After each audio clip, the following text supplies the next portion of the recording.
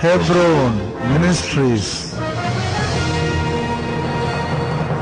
ஹல்லேலூயா. இயேசுவின் விலையேறப்பெற்ற இன்ப நாமத்திலே வாழ்த்துகிறேன், வரவேற்கிறேன். கர்த்தர் உங்களை ஆசீர்வதிக்க வல்லமை உள்ளவராக இருக்கிறார். ஹல்லேலூயா.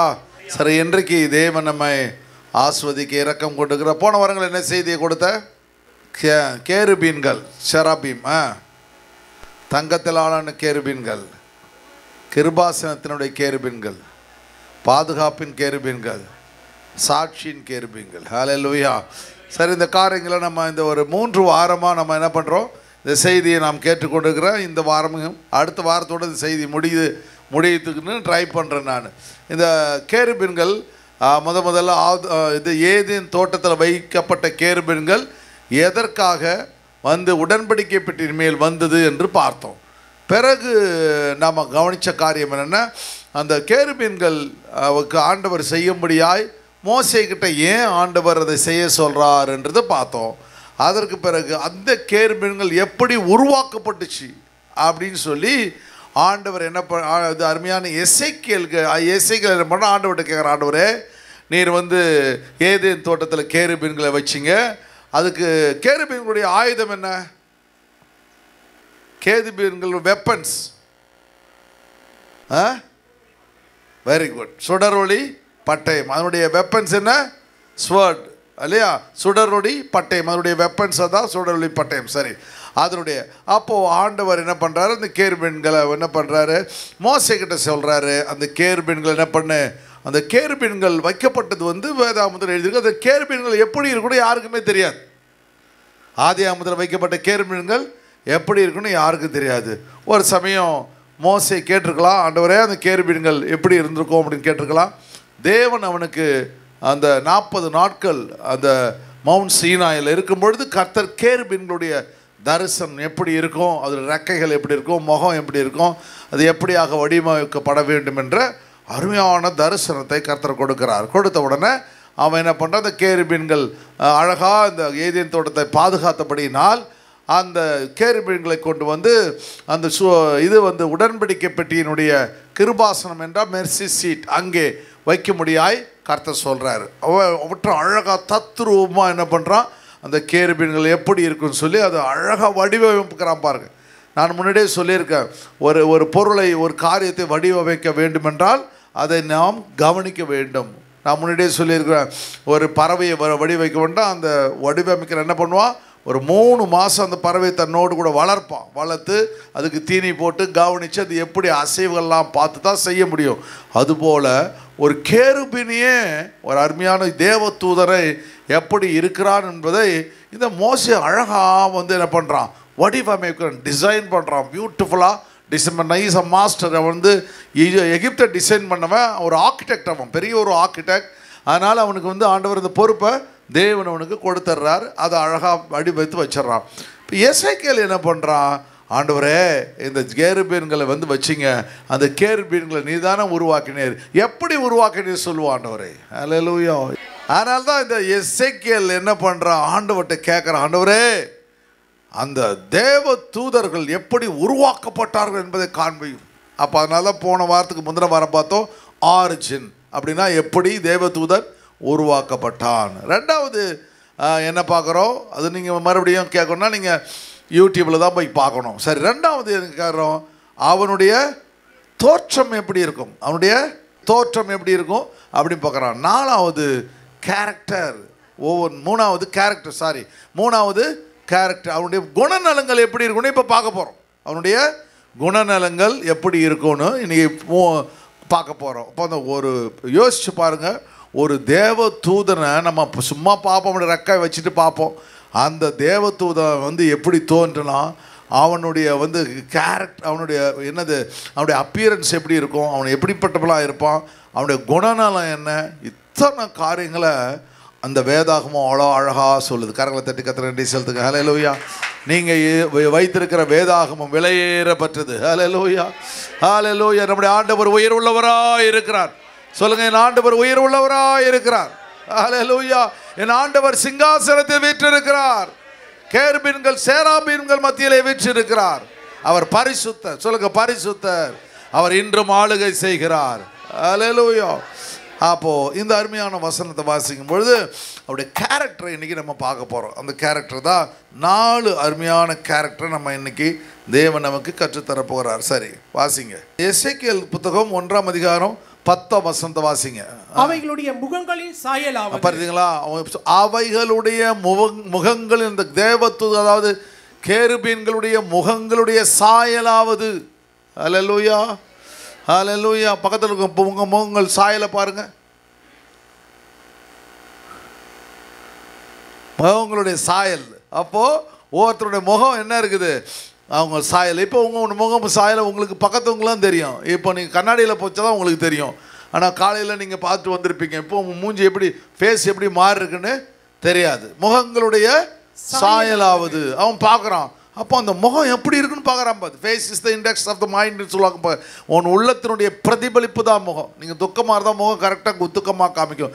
நீங்கள் சந்தோஷமாக இருந்தால் உங்கள் முகம் சந்தோஷமாக இருக்கும். வரும்போது ஒருத்தர் வந்து ஒரு 50 லட்சம் ரூபாய் கையில் கொடுத்துருந்தாருன்னா கை பேக்கில் வச்சுட்டு எப்படி உட்காந்துருப்பீங்க நீங்கள்? நேற்று ராத்திரி கர்த்தர் வந்தார், என்னோடு கூட பேசினார் அப்படின்னு சொல்லி உங்கள் பேரை சொன்னார். சொல்லிவிட்டு நீ வந்து அந்த வீடு வித்தியே, அந்த வீடு விற்ற அந்த 50 லட்சம் ரூபாய் அந்த பணத்தில் இந்த விசுவாசிக்கு 5 லட்சம் ரூபாய் கொடுத்துடுன்னு என்ன பேசினார். அந்த 5 லட்சம் ரூபாய் என்னை கொண்டாந்து பண்டலாக கட்டி கொடுக்குறேன், யாருக்கும் சொல்லாதீங்க, உங்கள் பேக்கில் வச்சுருக்கேன்னு சொல்லலாம். அந்த பேக்கை வைக்கும் போதெல்லாம் அடுத்து வசனமே பிரசங்கமே ஓடாது. 5 லட்சமோ 10 லட்சமோ பிரசங்கமே ஓடாது. எப்போ முடியும் போய் எண்ணி பார்க்கணும்னு தோணும், புத்தி மாற்ற முடியாது. எண்ணி அப்போது என்ன பண்ணும், அவ்வளோ சந்தோஷமாக இருக்கும். அதுபோல் ஆண்டவர் தேவன் என்ன பண்ணுறார், இந்த அருமையான எசேக்கியேலுக்கு அதனுடைய முகங்களை காண்பிக்கின்றார். முகங்கள் எப்படி பார்க்குறான் பாருங்க. அவைகளுடைய முகங்களின் சாயலாவது, இங்கிலீஷ்ல போட்டு for the likeness of their faces, the likeness of the faces. அப்போ அவருடைய முகங்களுடைய சாயல் எப்படி இருக்கிறது அப்படின்னு பார்க்குறான். ரொம்ப அழகா அது எப்படி இருக்குதா, வலது பக்கத்தில் 4 மனுஷ முகமும், வலது பக்கத்திலே மனுஷ முகமும் சிங்க முகமும், சிங்க முகமும், இடது பக்கத்தில் 4 இடது பக்கத்தில் 4 எருது முகமும் கழுகு முகமுமாய் இருந்தன. 4 முகங்களை அவன் பார்க்கிறான். 4 விதங்களில் அந்த தேவதூதனை பார்க்கின்றான். இது யாருக்கு ஒப்பனையாய் சொல்லப்படுது, ஆண்டவராய் இயேசு கிறிஸ்துவுக்கு சாயலாய் சொல்லப்படுகிறது. அதே போல சாயலை நாம் தரித்து கொள்ள வேண்டும். அப்போ யார் அந்த தேவதூதனை உருவாக்குறார், ஆண்டவர் கேருபை யார் இருக்கிறார், ஆண்டவர் உருவாக்குறார். பிசாசு அவன் என்ன பண்ற, பிசாசாய் மாறிவிடுகின்றான். வானத்துக்கு ஏறுவேன், வலப்புறங்கள் ஆராதனை கூட்டத்திலே அமர்ந்திருப்பேன்னு சொல்லும்பொழுது அவன் கீழே தள்ளிடுறார். அவன் ஏஞ்சலாக உருவாக்கப்பட்டவன். அதுபோல ஆண்டவர் எல்லாவற்றையும் தேவன் உருவாக்குகிறார். நான் அடிக்கடி சொல்லுவோம் பாருங்க, தேவன் எதை உருவாக்கினாரோ அது வளர்ந்து கொண்டே இருக்கும். ஹல்லேலூயா. சரி, இப்போ நம்ம பார்க்க பொழுது இது 4 முகங்கள் பாருங்க, பியூட்டிஃபுல்லாக இருக்கு பாருங்க. நடு மத்தியில் ஃபேஸ் கட்டை போட்டிருக்காங்க பாருங்க, அந்த அழகாக அதை டிசைன் பண்ணவங்க பியூட்டிஃபுல்லாக ஃபேஸ் கட். நடு மத்தியில் ஃபேஸ் கட் இருக்குது. இந்த பக்கம் என்ன இருக்குது, அருமையாக வந்து சிங்க முகம் இருக்குது பாருங்க, சிங்கம் இருக்குது. அந்த பக்கம் வந்து கழுகு இருக்குது, பிறகு எருது இருக்குது பாருங்க. 4 முகங்களை அந்த தேவதூதன் அந்த கேருபீன்களை பார்க்கும் பொழுது 4 முகங்களை அவன் அழகாய் பார்க்கின்றான். சரி, இது என்ன அப்படின்றது தான் இன்னைக்கு சப்ஜெக்ட். 4 முகங்கள். அப்போது கிரைஸ்டனுடைய குணநலங்கள், இயேசுடைய குணநலங்களை இது பிரதிபலிக்கிறது. ஒவ்வொருவரும் ஒரு தேவதூதன் எப்படி கிறிஸ்துவனுடைய குணநலங்களை பிரதிபலிக்கிறானோ அதுபோல நீங்களும் நானும் என்ன பண்ண வேண்டும், இயேசுடைய குணநலங்களை பிரதிபலிக்க வேண்டும். ஹல்லேலூயா. சரி, முதல்ல பார்க்கும் பொழுது மனுஷனுடைய முகம், face of man, Christ is voice. அந்த ஃபேஸ் ஆஃப் மேன் எதை குறிக்கிறது, தேவனுடைய ஞானத்தை குறிக்கிறது. நம்பர் 1 பாருங்க, இன்டெலிஜென்ஸ், தேவனுடைய ஞானம். ஹல்லேலூயா. ஒன்று தேவனுடைய ஞானத்தை அது குறிக்கிறது, தேவனுடைய ஞானம். First intelligent. அப்போது நீங்கள் எப்படி இருக்கணும், நீங்களும் நானும் எப்படி இருக்கணும், ஞானம். சொல்லுங்கள், ஞானம் உள்ளவர்களாக இருக்க வேண்டும். எதை செஞ்சாலும் எனக்கு ஞானம் கொடுங்க ஆண்டவரே. வேதாகமத்தை எடுத்து படிக்கும் போது ஞானத்தை கொடுங்க ஆண்டவரே, புரிந்து கொள்கிற ஞானத்தை கொடுங்க. வேலை ஸ்தலத்துக்கு வரும் ஆண்டவரே, இன்றைக்கு வேலை செய்யும்போது வேண்டிய ஞானத்தை கொடுங்க ஆண்டவரே. ஹல்லேலூயா. பிஸ்னஸ் பண்ணுறவங்க என்ன செய்யணும், ஆண்டவரே எனக்கு பிஸ்னஸ் பண்ணுற ஞானத்தை கொடுங்க ஆண்டவரே. அப்படி ஒவ்வொருவரும் என்ன பண்ணும், ஆண்டவர்கிட்ட மனுஷ முகம் என்றாவே ஞானம் நிறைந்தவனாய் எதை சம்பாதி, ஞானத்தை சம்பாதி. எதை நீ சம்பாதிக்கிறோ இல்லையோ ஞானத்தை சம்பாதி சொல்கிறான். அதுபோல் ஞானம் மிக மிக முக்கியம். அது மிக முக்கியம். ஹல்லேலூயா. அந்த காரியத்தை நீங்கள் ஒரு நாளும் மறக்கவே கூடாது. லூக்கின் புத்தகம் 2ஆம் அதிகாரம் 52ஆம் வசனம். இயேசுவானவர் ஞானத்திலும், இயேசுவானவர் ஞானத்திலும், ஃபர்ஸ்ட் அவருக்கு விஸ்டம். பார்த்தீங்களா? இயேசுவானவர் ஞானத்திலும். முதல்ல அவருக்கு எப்படி இருந்தது? ஞானம் இருந்தது. ஜீசஸ் இன்க்ரீஸ்ட் இன் விஸ்டம். அப்போ ஞானம் இருந்துச்சு. ஒவ்வொன்றும் ஆண்டவர் டெய்லி கேட்கணும், இதை நல்ல ஞானம் கொடுங்க, அறிவு கொடுங்க, ஆலோசனை கொடுங்க ஆண்டவரே, நல்ல பலத்தை கொடுங்க, சுகத்தை கொடுங்க, ஆரோக்கியத்தை கொடுங்க. டெய்லி உங்கள் ஜெபத்தில் கேட்க கேட்க கர்த்தர் உள்ளங்க எப்படி பண்ணுவார்? மற்றவர்களை பார்க்கலும் புறஜாதியார்களை பார்க்கலும் கர்த்தர் உங்களுக்கு ஞானத்தினால் நிரப்புவார்.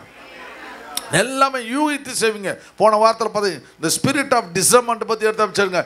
மற்றவர்கள் யூகிக்கிறதை பார்க்கலும் நீங்கள் அதிகமாய் யூகிப்பீர்கள், நிதானமாக கவனிப்பீர்கள், சரியாக செய்வீர்கள். ஞானம்.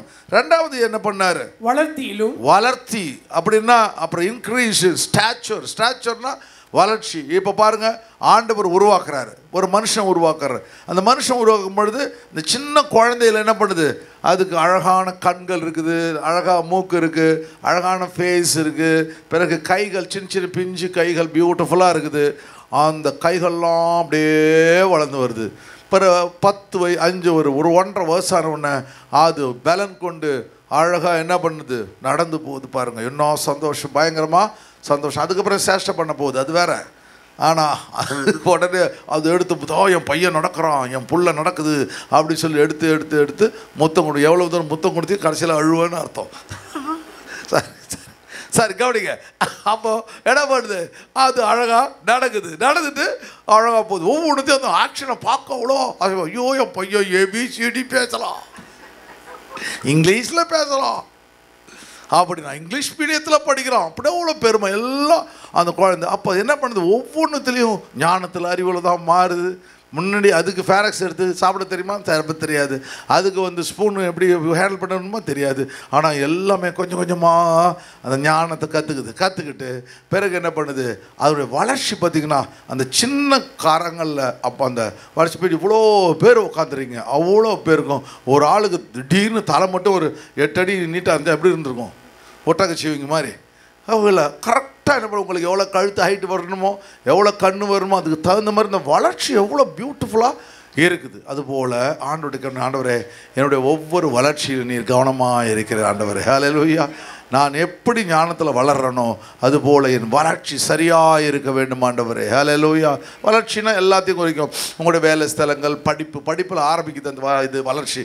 படிப்பில் ஆரம்பிக்குது. நல்லா சில பேர் நல்லா படிச்சிடுறாங்க, சில பேர் சரியாக படிக்க மாட்றாங்க, சில பேர் நல்லா வேலைக்கு போகிறாங்க, நல்லா சம்பாதிக்கிறாங்க, சில பேர் வேலைக்கு போக மாட்றாங்க, சில பேர் நல்லா பிஸ்னஸ் பண்ணுறாங்க, சில பேர் பிஸ்னஸ் நல்லா, சில பேர் ஊழியம் நல்லா பண்ணுறாங்க, சில பேர் இப்படி அந்த வளர்ச்சி எல்லா விதங்களிலும் வளர்ச்சியில் அவர் சரியாக, அவர் என்னென்னலாம் கார்பெண்டராக இருக்கும்போது கார்பெண்டராக இருந்தார், பிறகு ஊழியம் செய்யும்போது ஊழியத்தை கரெக்டாக செஞ்சார் இல்லையா, ஜெபம் பண்ணும்பொழுது இரவு ஜெபனோடு எல்லாத்திலும் வளர்ச்சி சரியாக பண்ணுறாரு.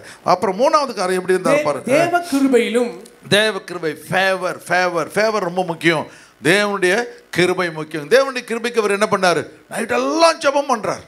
இரவிலோ பிதாவோடு கூட தனித்திருந்தார், பகலிலோ பாளையத்துக்கு புறம்பே ஊழியம் செய்தார். அப்போ அந்த தேவ கிருபை, இந்த கிரேஸ் நமக்கு வரணும். எது நமக்கு, நான் அடிக்கடி சொல்லுவோம் பாருங்க, ஆண்டவர் நமக்கு எதை கொடுத்தாலும் தேவன் எனக்கு கொடுத்தார்.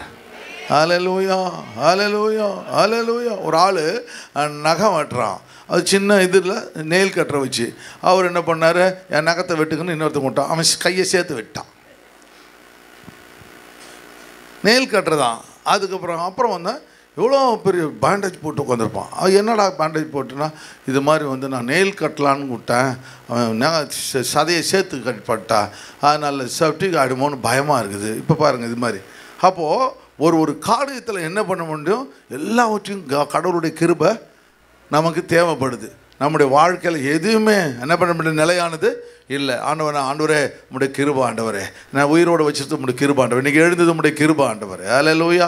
நிறைய பேர் கட்டிலில் படுத்து கீழே பொத்துன்னு செத்து போயிட்டுருக்கான் இல்லை. அதனால் கட்டிலில் படுக்கும்போது என்ன பண்ணணும்? ஆண்டவர்கிட்ட ஜெபம் பண்ணிவிட்டு படுக்கணும். இது ஒவ்வொன்றுங்க. சில பேர் என்ன பண்ணுறான்? பாயில் படுத்து எலி காலை கட்டிட்டு போயிருக்குது. ஏன் காலுக்கு கட்டு போட்டிருக்கா? எலி கடிச்சிட்டு போச்சுட்றான். அது எலி வந்து இது நினச்சிட்டு போகுது, கேரட் நினச்சிட்டு போகுது ராத்திரியில் வந்து. சரி, இப்படி என்ன பண்ணுது? ஏதாவது ஒரு காரியம். அப்போ ஆண்டவர்கிட்ட நம்ம என்ன பண்ணுறோம்? ஜெபம் பண்ணிட்டு, ஆண்டவரே இன்னைக்கு நல்லா நான் சுகமாக எழுந்திருக்கணும். அப்படி நல்ல கண்ணு கடிச்சிட்டு தொலைச்சா போட்டுச்சு பாருங்க. அது பாவம் நல்ல எலி போலது, அது காலை கடிச்சிட்டு போயிடுது. அது போல் என்ன பண்ண, ஆண்டவர்கிட்ட நம்ம ஜெபிக்க வேண்டும். அப்போ தயவு மிக மிக ஃபேவர் முக்கியம்.